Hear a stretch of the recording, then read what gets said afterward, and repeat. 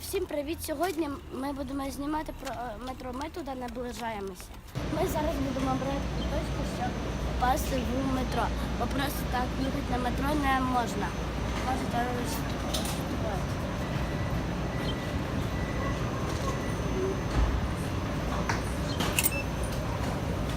Проїзд коштує На двоїх? євро 40 центів. На двоїх. Це на одну поїздку.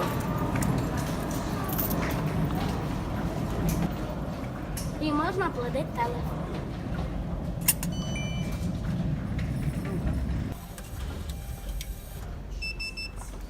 Чотири. Вот.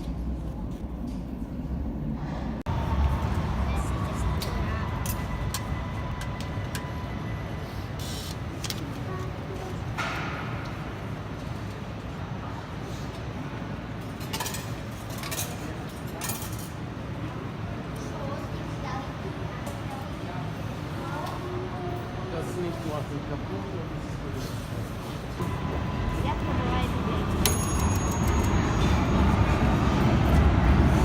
Тут таке виставляється. Тут є такі позначки, через скільки приїде поїзд і через 1 хвилину приїде поїзд. Тут є позначка на напрямку до зупинки Зіммері.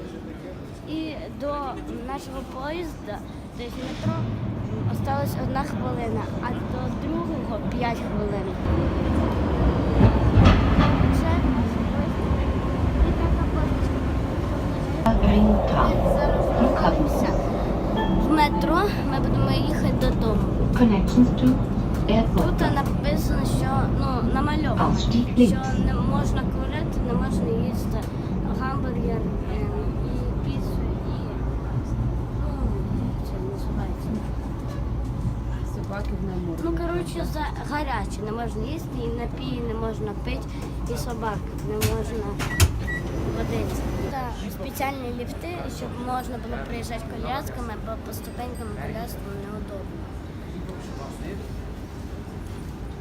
Ось такі тут ліфти. Тут написано коляски. Все. Ще костелі.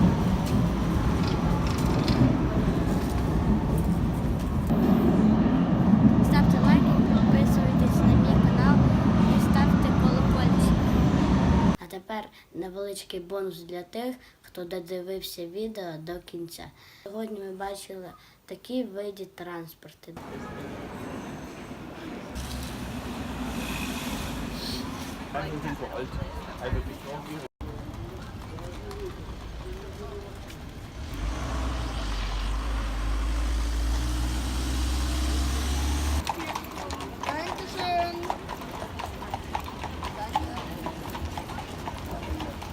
Ну все, пока.